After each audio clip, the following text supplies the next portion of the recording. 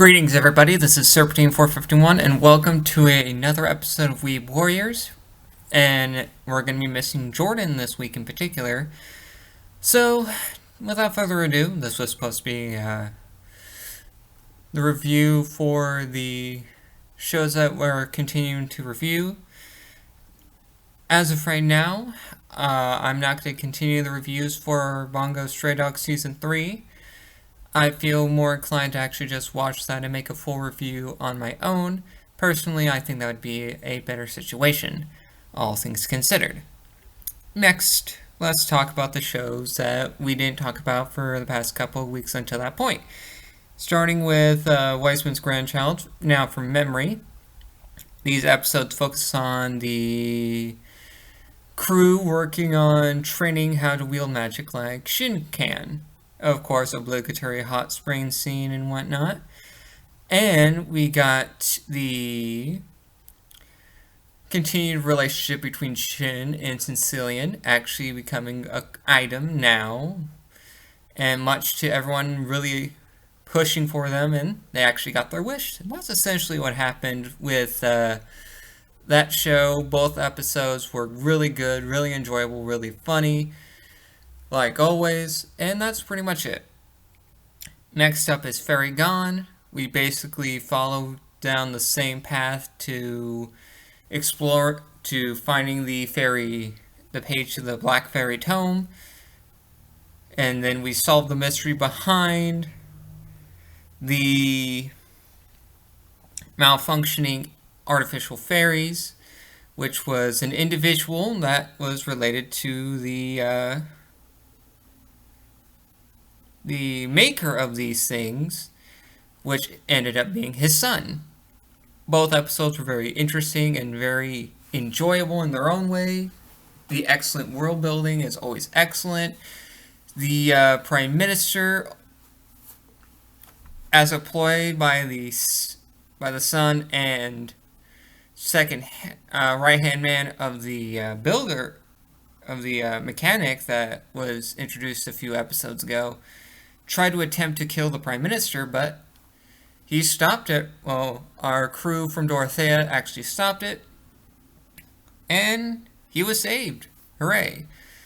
But still, the show is really good, continuing to be really good and enjoyable, especially in the building of its lore, and each episode keeps getting more interesting. On top of that, we have the just interesting things. And then we have We Never Learn. The two episodes we haven't gotten the chance to review at all. So, essentially what happened is the girls are furthering their relationships with Noriyuki, and hilariousness ensues. And hopefully with the review that's going to be happening most recently, we're going to be introduced to my favorite character of the series, which is going to be enjoyable.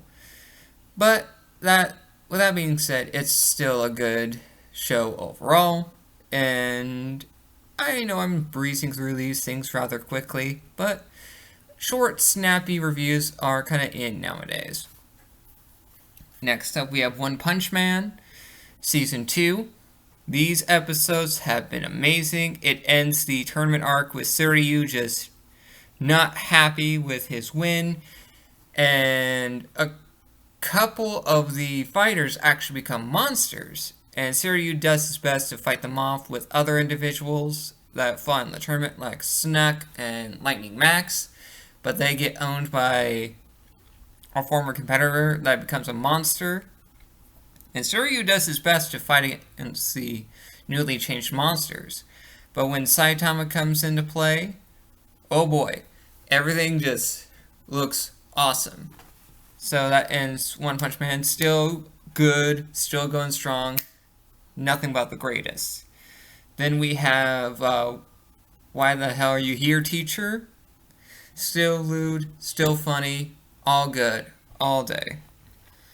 I mean, what do you expect from Why the Hell Are You Here, Teacher? It's just nothing but pure, unadulterated lewdness, and it's just comedy gold. Comedy gold, my dudes. Then we have What else? What else? I already talked about Wasteman's Grandchild. Oh, Rising the Shield Hero. The 2 episodes for that. Finally, we get the moment that I've been waiting for the longest time. The fight between our heroes and the Pope was great. And then we have should I say Bitch, and Trash getting their names, what they're truly called now. Handled a bit differently from the source material, but still rather enjoyable. 10 out of 10 would recommend. So anyway, that's all the reviews, so let's go to the soapbox discussion here. Well, it's not really much a discussion, but something I just want to point out and say really quick here. More or less a question. And this will be a 2-part question. What makes a great fantasy character? What I mean by that is, like, we've seen a lot of shows throughout the run of Weeb Warriors that are connected to fantasy, and it makes me question what kind of fantasy character makes a great one. Is it their skills? Is it them as a person? I think it's more them as a person and their roles within the party. They don't have to be a protagonist, but it is mostly the protagonist's role in the grand scheme of things. But I want to hear from you guys saying what makes a great fantasy character. But in my honest opinion, what makes a great fantasy character is